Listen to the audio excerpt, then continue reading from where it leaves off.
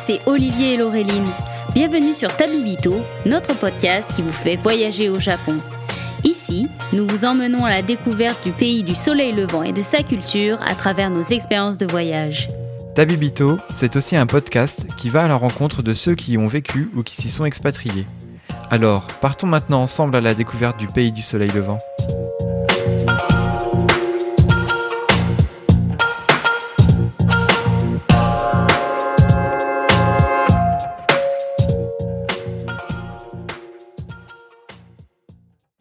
Bonjour Olivier. Salut Laureline. Bonjour à tous et à toutes. Bonjour à toutes et à tous et bienvenue pour ce nouvel épisode qui entame la saison estivale de Tabibito. Avant de commencer cet épisode, on voulait remercier Marie du compte Jane Procreate sur Instagram, qui est rédactrice chez Journal du Japon et qui nous a proposé de nous interviewer dans un article sur le site Journal du Japon. Donc c'était vraiment très très chouette. C'est un beau complément sur notre épisode 0 des présentations sur le podcast. Donc voilà Marie, on voulait te remercier devant tout le monde officiellement et puis on vous invite à aller sur Google, retrouver ce petit article sur Journal du Japon. On vous mettra le lien évidemment dans la description et voilà, en tout cas c'était avec plaisir qu'on s'est prêté à l'exercice. Bah oui, parce que d'habitude, c'est nous qui posons les questions, donc c'était bien. Et puis en plus, on s'intéresse à nous, tu vois. Après 3 ans, ça faisait du bien aussi de faire un peu le bilan de Tabibito. Donc ouais, non, super cool. Merci Marie. Et puis donc aujourd'hui, c'est toi Laureline qui va tenir le micro. Tu as choisi la destination et tu nous emmènes à Takayama. Alors Takayama, moi c'est la ville que je recommande à tout le monde quand les gens me demandent pour aller au Japon. J'ai dit oui Kyoto c'est bien, pardon, oui, je sais, Alexandra a commencé à me convaincre qu'il faut que j'y aille. Mais pour tous ceux qui veulent un peu plus de tranquillité et changer un peu de Kyoto pour voir quelque chose de complètement différent et vraiment du Japon ancien, accessible, c'est Takayama, donc dans la préfecture de Gifu. Et je crois que c'est assez facile de s'y rendre depuis Tokyo, Kyoto. Moi, j'y avais fait le trajet en bus depuis Nagoya, donc vraiment super simple d'y accéder. Oui, moi j'y étais allé en train depuis Nagoya aussi. Tu as des trains depuis Kanazawa. Et donc c'est vrai que les accès sont simples et c'est du direct. Donc pas de problème et c'est en train, en tout cas, c'est couvert par le JR Pass. Même si aujourd'hui le JR Pass ne servira à rien puisqu'il devient hors de prix. Mais ce sera une autre discussion qu'on aura certainement dans le futur en fonction des nouvelles formules qui existeront. Du coup, Laureline, toi, tu étais allée à Takayama pour un prétexte puisque c'était le festival. Est-ce que tu peux nous en dire un peu plus ? Oui, alors donc c'est le festival de printemps parce qu'il faut savoir qu'il y a 2 festivals à Takayama. Vous avez le festival de printemps, le Sanno Festival, et le festival d'automne qui est donc attribué à un autre temps. Alors c'est marrant parce que moi je me souviens, j'avais eu ces discussions dans une petite maison thé dont je vous parlais rapidement parce qu'elle a fermé entre temps, mais c'était juste tellement bien. Entre temps, en fait, il m'expliquait que même la vieille ville, elle est séparée en 2, et donc vous avez la vieille ville Honmachi, où vous avez le festival de printemps où tout le monde y va, où il y a plein de boutiques, de petits cafés, qui est donc plutôt associé au sanctuaire Ie. Et la deuxième partie de la ville, qui est beaucoup plus tranquille, un peu plus résidentielle, qui elle plutôt est associée au festival d'automne, et qui est associée au sanctuaire Sakurayama Hachiman. D'accord, je savais pas du tout. Voilà. Et donc du coup, il consiste en quoi le festival ? Alors, vous avez les traditionnels yatai, vous savez, ces espèces de grandes tours sur bois qui font bien, je dirais bien 2 mètres de haut quand même, qui sont portées au travers de la ville. Moi, ce qui m'avait le plus marqué, c'était les tapisseries que vous avez donc sur les faces de ces yatai. Elles sont brodées, vous avez énormément de détails, vous avez des sculptures en bois, mais presque, vous avez des dragons, on dirait qu'ils vous suivent des yeux quand vous marchez à côté. Et ils sont super impressionnants parce que, je sais pas si vous avez écouté notre épisode sur le festival de Hida Furukawa, qui est pas loin de Takayama d'ailleurs. Où pareil c'est un festival qui se passe dans une vieille ville, et qui dit vieille ville, donc vous avez des rues assez étroites, donc de voir ces yatai qui passe, mais à un cheveu dans ces rues-là, entre les bâtiments, c'est toujours super impressionnant. Et la spécialité de ce festival de printemps, c'est qu'en fait, vous avez les 3 plus grands yatai qui sont réunis au niveau d'une place. Et là, vous avez un festival de marionnettes. Donc, tout en haut de ces yatai, vous avez une sorte de planche et vous avez des petites marionnettes. Elles sont bougées par des fils, mais les fils, ils suivent en fait. Ils suivent cette planche et ils sont manœuvrés depuis le petit encart en fait où les gens sont cachés même à l'intérieur, donc on voit même pas les gens manœuvrer les marionnettes, et donc ça fait un petit spectacle. Je pense qu'il y a une histoire, c'est dommage, j'ai pas réussi à retrouver l'histoire, donc il y a 3 histoires je pense qui sont comptées, ou 3 bouts d'histoire, accompagnées de musique. Vous avez des enfants qui jouent d'instruments juste à côté de ces petites marionnettes.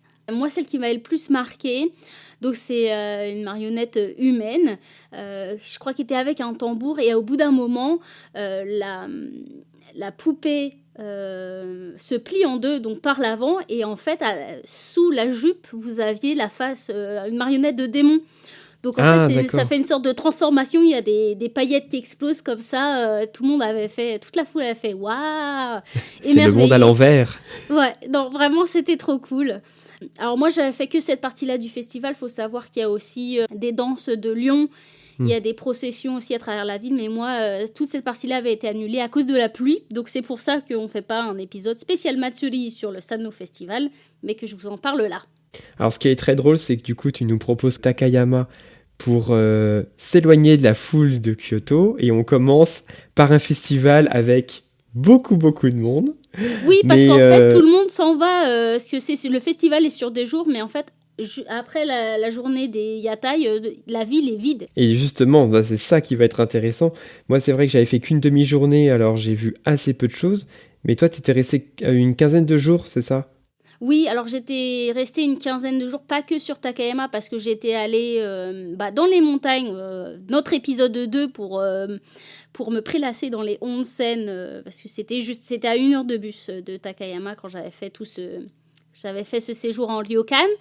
Et puis j'étais repartie aussi pour voir sur une journée le festival de Hida Furukawa. Donc tu as bien profité de tout le secteur quand il n'y avait pas tout ce monde. Alors, qu'est-ce qu'il y a à voir absolument ? Numéro 1. Alors, numéro 1, c'est la vieille ville.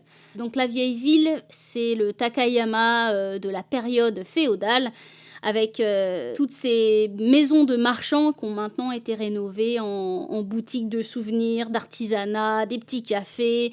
Vous avez plein de petits endroits pour snacker. Moi, c'est là où il y a mes préférés, tu sais, les dango, les mitarashi dango. Ah oui.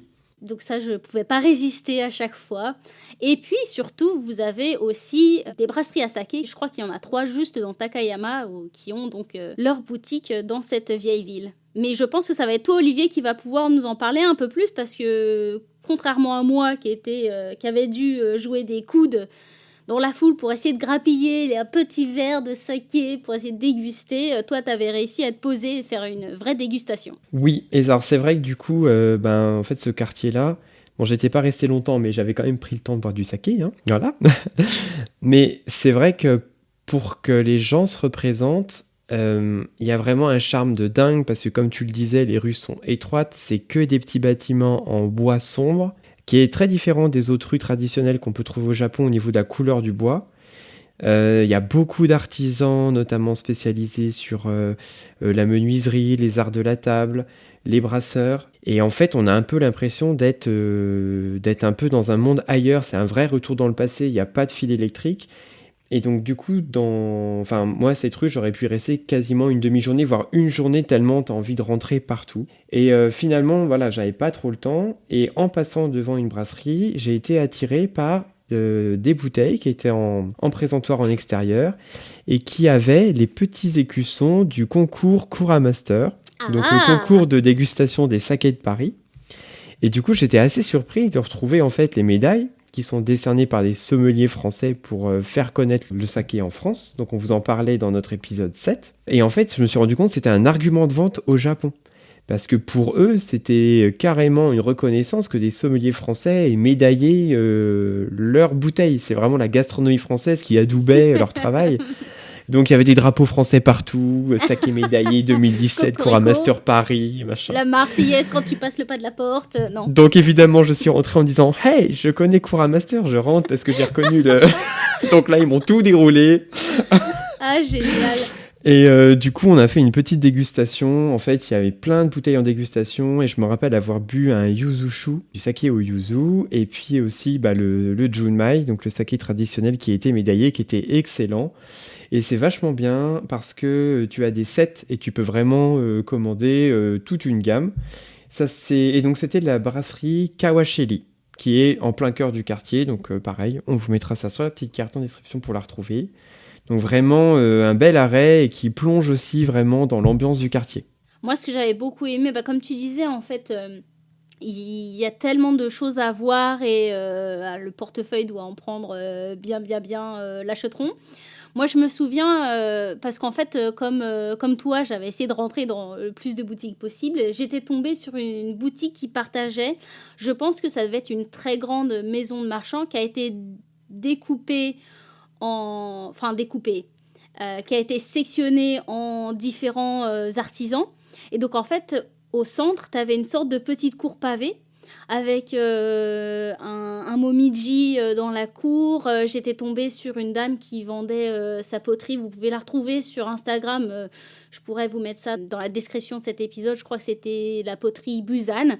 Et c'était vraiment délicat avec des sortes de taches, tu sais, genre peinture à l'eau. Ça avait des belles fleurs. Et j'avais commencé à papoter avec elle. Donc, je lui avais acheté 2 tasses. Alors que je m'en trimbalais déjà 5 ou 6 de mes précédents arrêts dans d'autres villes. Et elle m'avait offert une petite sous-tasse aussi. Donc, vraiment... Ouais, c'est adorable. Ouais, et il y avait cette ambiance un peu festive parce que je pense que c'était encore la journée où il y avait le festival.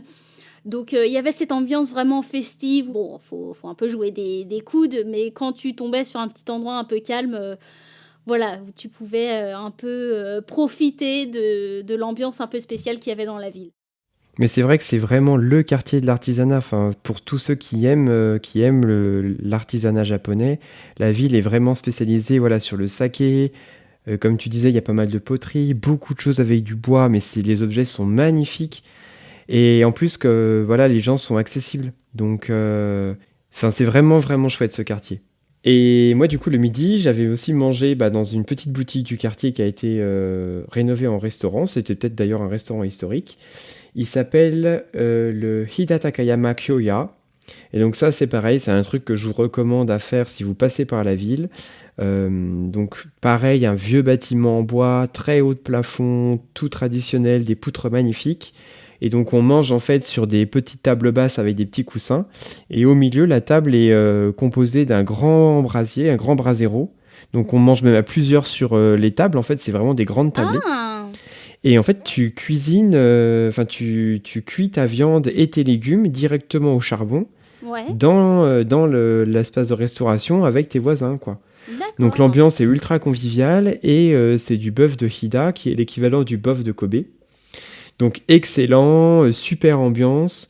Si vous n'avez pas les moyens de vous payer un ryokan, ça permet de goûter vraiment à des très bons produits locaux pour pas très cher. Et oui, d'ailleurs, j'allais dire, tu te souvenais un peu de la tranche de prix De mémoire, tu avais des sets qui commençaient autour de 1600-1800 yens. Et puis ça pouvait monter à 3500 peut-être au max selon le grade, la qualité de la viande. Et puis si tu prenais viande ou pas viande. Mais je crois qu'il y avait des options végé de mémoire. Mais moi j'étais surpris par les prix. Par les prix et puis vraiment par le côté expérience où le cadre est super chouette avec ce brasier dans la table. Ouais, oui. Non, puis comme en plus t'es dans cette vieille ville, tu dois un peu avoir l'idée de... C'est un autre Japon, tu vois, parce que forcément, nous, on s'imagine...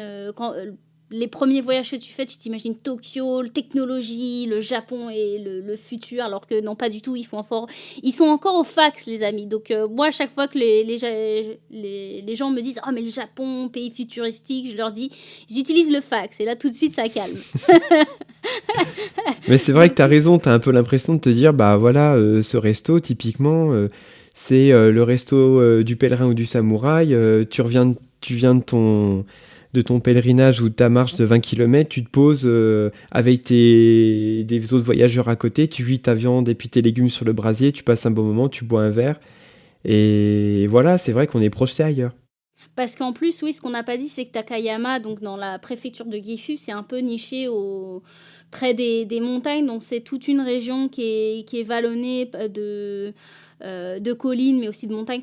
Takayama, quand on monte un peu, parce que c'est vraiment, il y a des vraies collines. D'ailleurs, on vous en parlera un peu plus tard. Il y a des petites randonnées à faire. Quand vous prenez un peu de la hauteur, vous avez direct la vue sur les monts enneigés au loin, quoi. Donc on peut s'imaginer effectivement que c'était une ville transitoire aussi pour les gens qui étaient à voyager entre Kyoto, Nagoya ou Tokyo, quoi. Donc ça, ce petit coin-là, c'est vraiment à faire toute la journée. Mais toi, Laureline, t'avais fait en plus un marché spécial autour de l'artisanat qui se tient le matin. Oui, alors il me semble qu'il y a 2 marchés matinaux, mais il y en a un qui est tenu tous les jours, toute l'année. Ça s'appelle le Miyagawa Morning Market. Donc ça se passe entre 6h et midi. Et donc là, en fait, ça longe toute la rivière principale, celle qui est bordée. Alors si vous cherchez dans Google Takayama, une des photos que vous allez retrouver, c'est un pont rouge, mais rouge vermillon, un peu comme les torii. Sous les sakuras, parce que toute la rivière est bordée de sakuras. Ah. Et donc, ce petit marché, il se passe tout le long un peu en suivant, en continuité de la vieille ville, mais sur les bords de la rivière. Et donc, vous avez donc des petits artisans qui vendent des petits bibelots. Vous avez de quoi grignoter. Moi, j'avais mangé... c'est là que j'avais testé le bœuf de Hida, mais en sorte de yakitori, tu sais, les brochettes. Ah oui. Voilà. J'avais adoré... mince. J'avais retrouvé le nom il y a des années, et puis j'ai oublié. C'est en fait la pâte de riz qui a été fait pas en onigiri, mais en sorte de galet plat, et qui avait été grillé avec de la sauce par-dessus, donc c'était caramélisé. Oh, j'avais adoré ce petit truc-là, c'était trop bien. Et en fait, pareil, les gens, ils sont super accessibles. Parler aux gens. J'avais acheté ma petite poupée Salut Bobo, donc la petite poupée rouge qui représente normalement un singe. Je l'avais acheté à une petite mamie qui les vendait comme ça. Et puis, quand on dit marché, voilà, elle avait son étal à même le sol sur la rue, quoi. Donc... ça fait un peu ambiance aussi brocante, tu sais, comme nous on a ici aussi. J'avais testé un étal qui vendait du café dans des tasses en gaufre, donc tu pouvais manger c'est la excellent. tasse. C'était rigolo. Bon, le café n'était pas oufissime, mais l'expérience était rigolote. Mais du coup, c'est vrai que c'est vraiment sympa parce que souvent, il existe des brocantes au Japon, mais c'est des jours fixes dans certaines enseignes de temples, alors que là, c'est tous les jours en fait. Oui, tous les jours, toute l'année. Donc voilà, ça serait dommage de passer à côté parce que vous avez des produits fermiers, des produits locaux, des légumes, tout ça. Donc vous pouvez même faire vos petites marchés du matin. Et donc du coup, après cette petite balade matinale, tu nous conseilles quoi ? Moi, je vous conseille, alors si vous êtes acheté la poupée Salut Bobo, vous avez le temple, que je vais vous retrouver le nom incessamment sous peu, le Hida Kokubunji. Pour vous imaginer Takayama, vous avez la gare. Quand vous vous dirigez vers les montagnes et les collines, vous avez la partie un peu plus moderne. Et ensuite, vous traversez le pont et vous avez la vieille ville. Et donc, ce petit temple, il est juste avant la vieille ville. Et à l'entrée, vous avez une sorte d'alcôve avec plein de Salut Bobo de toutes les tailles et de toutes les couleurs. Et puis c'est un petit temple vraiment super tranquille. Il n'y a personne qui visite parce qu'à part cette petite alcôve, il y a juste une pagode et de vieilles statues. Mais voilà, si vous voulez faire des jolies photos de Salut Bobo, c'est tout mignon. On vous mettra une petite photo dans un post Instagram pour vous montrer quand même, parce que c'est vraiment la mascotte qui représente la ville et c'est vrai qu'elle est toute choupie. Oh, puis, moi je me souviens plus, mais c'est quoi un peu l'histoire de la Salut Bobo, Olivier ? En fait, c'est les grands-mères qui les confectionnaient pour leurs petites filles. C'était pour leur porter chance pour le mariage ou quelque chose dans le genre au départ. Et puis maintenant, en fait, comme c'est assez kawaii et super représentatif, en fait, ils ont fait un peu comme pour les Daruma. Originellement, c'est rouge, mais maintenant, tu as des bleus, des roses, des jaunes, et puis c'est des amulettes de protection pour la santé, pour voilà, plein de choses. Et c'est vrai que moi, j'en ai ramené une en porte-clés que j'avais accrochée à mon trousseau pendant un petit moment avant qu'elle soit abîmée. Il faut que j'y retourne. Et donc, pour continuer la petite balade, moi, j'allais vous proposer de faire une petite randonnée. Et donc, en passant par la vieille ville, moi, je vous conseille, surtout si vous y allez en période comme moi, en avril, qui est la saison des sakuras, la ville est juste sous le rose, constamment, le rose et le blanc. Il y a des sakuras partout, au long de toutes les rivières. Donc, si vous suivez la rivière principale Miyagawa, vous rentrez un peu plus dans la vieille ville, suivez la rivière Enako. C'est une rivière qui est un peu plus petite, donc les ponts sont plus petits, mais c'est en fait tout en pierre, tous les petites bordures en pierre comme ça, et les sakuras qui forment des arches au-dessus de la rivière, les pétales qui tombent sur l'eau et qui coulent comme ça, c'est magnifique. Ça donne envie. Voilà, et comme ça, vous pouvez rejoindre une des randonnées qui peuvent se faire dans les collines. J'aime pas dire montagnes parce qu'elles sont pas si hautes que ça, donc plutôt des grosses collines, les randonnées de Higashiyama. Et là, qui vous emmène dans des circuits pour découvrir tous les temples dans la montagne. Et ça vous offre des points de vue absolument incroyables, comme je vous le disais, sur les montagnes au fond. Mais alors moi, ce que j'adorais sur Takayama, c'est dès qu'on prend un peu de la hauteur, toutes les maisons, elles ont à peu près la même taille. Et en fait, au milieu, je pense que c'est un torii qui doit être associé au Sakurayama Hachiman Shrine, mais qui dépasse d'une bonne hauteur toutes les maisons. Donc vous avez ce torii qui dépasse comme ça au milieu d'une mer de toits. Et moi, j'adore cette vue-là. Chaque fois, ça me faisait un petit quelque chose de le voir au-dessus de tout. Ah, c'est chouette. Et du coup, la rando, tu comptes combien de temps? C'est une demi-journée en prenant son temps, quoi? Oui, alors après, il n'y a même pas besoin de faire tous les temples, c'est juste histoire de prendre un peu de hauteur. En plus, ça vous fait passer par des bouts de forêt. Moi, si je me souviens bien, il y a un temple surtout qui m'avait marqué parce que il était... alors, dans son sein, vous avez une sorte de panneau avec une peinture des enfers japonais. Et alors, c'était très visuel. Voilà. Ça donnait pas envie de faire des bêtises. Oui, voilà, tu disais, bon, ils déconnent pas non plus les enfers japonais. Donc, c'est le Daio Tempo. Donc, vous avez tous les oni, ils sont en paire. Donc, vous avez un bleu et un rouge. Et ils s'attellent à toutes sortes de châtiments corporels. Et vraiment, hein, il y a les détails. Donc, si vous n'êtes pas... si le sang est... Bon, après, c'est très pittoresque, tu vois. Si le sang vous dérange pas, et c'est assez marquant. Voilà, j'allais pas dire sympathique, mais... mais ouais, non, vraiment super. Et quand vous prenez de la hauteur, moi, j'étais tombée sur...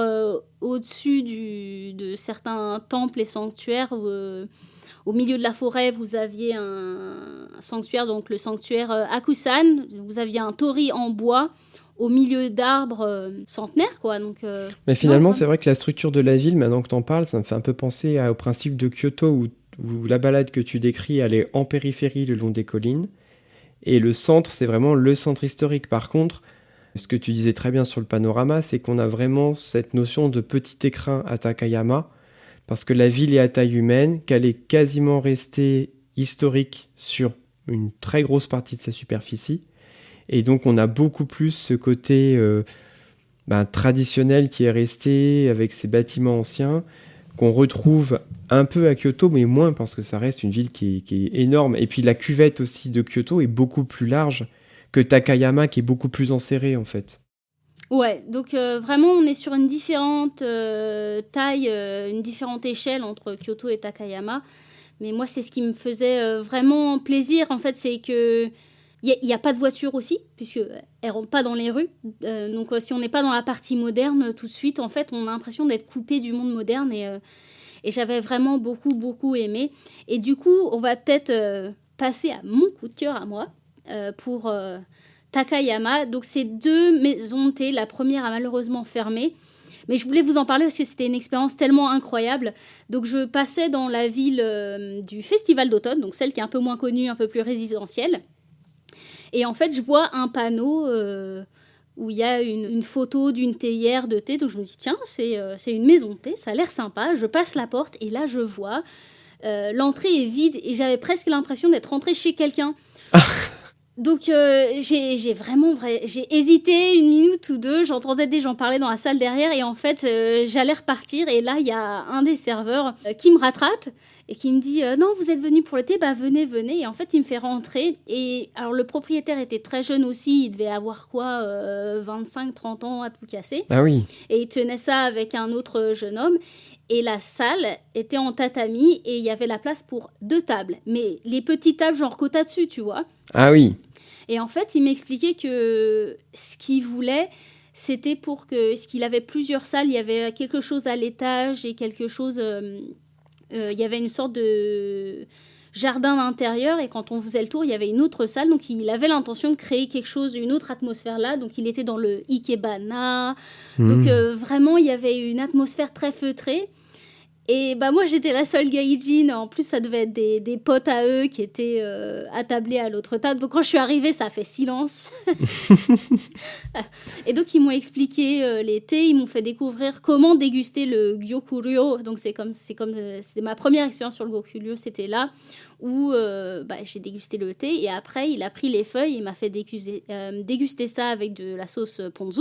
Ah, ça c'est excellent. Et avec le petit wagashi à côté. Et ouais, c'est quelque chose que j'ai failli louper et je suis tellement contente qu'il m'ait rattrapée. Et donc, j'ai commencé à discuter avec les 2 jeunes hommes et ils m'ont conseillé un café parce qu'on parlait des sakura, comme c'était la saison. Et il m'a dit, un des plus beaux sakura, il est en haut de cette colline-là. Et tout en haut, vous avez un autre café qui s'appelle le café Ichi, dans lequel je vais vous emmener parce que lui, il est ouvert et vous pouvez toujours y aller. Ah, chouette. Voilà. Et en plus, ça vous fait une belle balade. Bon, faut grimper un peu, hein. C'est quand même... Oui, mais après, t'as un café aux récompenses au-dessus, alors ça va. Donc la maison de thé dont je vous parlais a malheureusement fermé. Elle n'a pas survécu à Covid. Parce qu'en plus, Takayama est très froid en hiver. Donc, ils sont ouverts que quelques mois de l'année. Donc, ils n'ont malheureusement pas survécu. Mais le café Ichi est toujours là. Et c'est là que je vais vous y emmener. Donc là, faut traverser la vieille ville, faut crapahuter un petit peu, et c'est pas genre une balade en forêt, vraiment. Là, on est sur une route un peu bitumée, mais il y a des sakuras absolument magnifiques qui ont des tailles incroyables, vraiment la taille d'un grand chêne, tu vois. C'est pas juste les petits pleureurs comme ça, mignons. Là, c'était des grands sakuras qui avaient la place de pousser. Et tout en haut, vous avez le café Ichi. Et là, j'avais l'impression chalet savoyard, tu vois. Ah oui. Ouais. Donc tout le bâtiment était en bois. Quand vous rentrez, ça fait un peu, tu sais, la façon dont le Japon imagine l'Occident. Tu sais, c'est cette idée de chalet revisité en mignon, genre... Le côté un peu romancé, les petits... Ouais. Ouais, je vois. Mais j'avais eu un temps magnifique, donc il y avait des petits volets qui étaient semi-fermés, donc ça filtrait à travers la pièce qui était couverte de bois. Et la tenancière était une petite mamie, on a commencé à parler, il se trouvait qu'elle parlait un peu français, donc elle m'a présenté sa petite fille.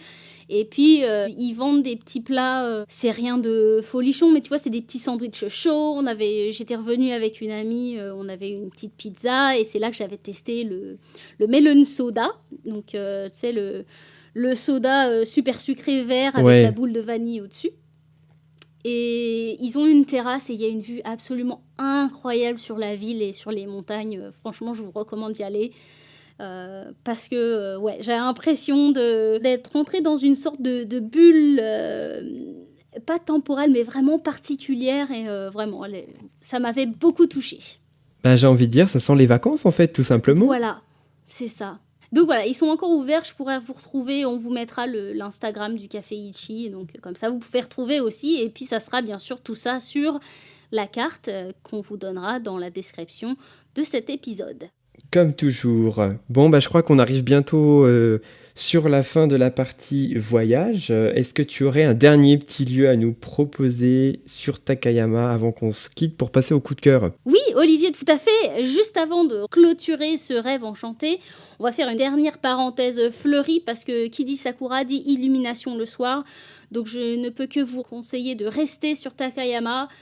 Parce qu'il y a tellement de choses à faire. Comme on disait en début d'épisode, j'étais restée bien une dizaine de jours sur Takayama et un peu les alentours, mais je pourrais y retourner 10 jours et refaire plein de choses complètement différentes de ce qu'on vous a proposé. Mais les sakuras sont illuminés la nuit, donc ça vous donne vraiment un peu cette magie, cette féerie de vous balader le bord d'une rivière avec ces sakuras de toute beauté. Et puis encore une fois, c'est en grand monde, j'imagine. Donc t'as un peu l'impression d'avoir la ville pour toi, quoi. Ouais. Donc vraiment, Takayama, c'est une de mes villes préférées au Japon et je ne peux que vous conseiller d'y aller. Bon, c'est sur ces petites images dufteuses qu'on se quitte. Et puis on se retrouve tout de suite pour les coups de cœur. Jingle.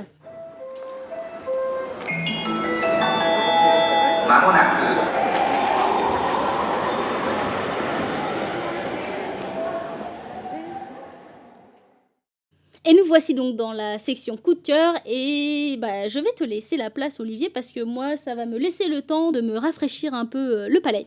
Alors pour ce coup de cœur, j'ai choisi pour changer un compte Instagram, alors que vous connaissez peut-être parce que donc c'est une personne qui est énormément suivie. Je sais pas si tu connais Laureline. Donc elle s'appelle Kyoko1903. Alors le nom ne fait pas rêver comme ça. En fait, pour t'avouer, c'est un compte qui m'a été suggéré par Instagram. Donc c'est pas quelqu'un que je suivais au départ. Et je me suis fait un peu embarquer au départ par les photos qui sont très très très travaillées. Donc c'est vraiment l'image de l'Instagrammeuse de base qui fait des photos ultra travaillées, très scénarisées, du style à mettre une robe d'une couleur qui va matcher avec le paysage. Personne sur les photos, des paysages de dingue à chaque fois, des ryokan de dingue. En fait, presque le truc un peu trop parfait et trop m'as-tu vu, trop Instagram. Tellement toi. Mais voilà, c'est pas du tout moi. Mais je me suis quand même laissé prendre au jeu au départ en me disant, après tout, ce sera mon petit compte secret que je partagerai pas le compte, voilà. Un peu attrape-nigo, et en fait c'est pas du tout ça, et c'est vraiment ça qui me plaît beaucoup chez elle, parce que certes elle a le code de l'Instagrammeuse qui peut avoir un peu l'impression de faire too much, mais par contre, sur ses partages, c'est l'une des seules à indiquer clairement toutes les localisations exactes des lieux qu'elle visite, et souvent dans ses posts, elle fait aussi des posts thématiques, par exemple sur les torii, et elle va vraiment trouver des lieux qui sortent de l'ordinaire. Avec des lieux avec des torii jaunes, des torii en bronze, plusieurs zones avec des torii rouges vraiment assez uniques et différents. Elle va faire aussi des petits reportages sur des lieux. Et en fait, tu peux du coup enregistrer facilement l'un de ces posts. Et sur une région, tu vas savoir quoi faire exactement pendant 3-4 jours. Et tu as toutes les indications. Waouh! Et en fait, je suis content d'être passé un peu derrière ma première impression qui était de dire l'image est trop parfaite, c'est le côté Instagram que j'aime pas. En fait, elle est vraiment très très douée en photo. Elle a ce côté Instagrammeuse, mais franchement derrière il y a aussi de la qualité et ça fait vraiment plaisir. Et j'ai énormément noté de lieux en la suivant, donc je vous encourage vraiment à suivre son compte Kyoko1903. Voilà, très très chouette, et vous allez voir dès les premières photos, vous allez halluciner des paysages qu'elle a réussi à prendre, c'est juste fou quoi. Et ça fait rêver, on continue un peu dans le rêve, c'est bien. Alors moi je vais partir sur du manga, et alors c'est pas un manga neuf parce qu'il était déjà de sortie quand j'étais autour du lycée, quelque chose comme ça, donc les anciens, levez la main, je pense que vous connaissez, ça s'appelle D. Greiman. Et en fait, pourquoi je vous en parle, c'est parce que dernièrement, le manga avait été en très longue pause suite à des problèmes de santé de l'autrice, parce qu'en plus, c'est une autrice, oui, on prend. Bien. Surtout de shonen, ça c'est encore plus incroyable. Et donc c'est l'histoire de Allen qui a une sorte de bras armé, donc c'est une sorte... un peu comme de la possession et de la technologie et de la magie, quelque chose entre les deux, où en fait son bras permet de détruire des démons. Et en détruisant les démons grâce à cette arme particulière, en fait, il sauve leurs âmes.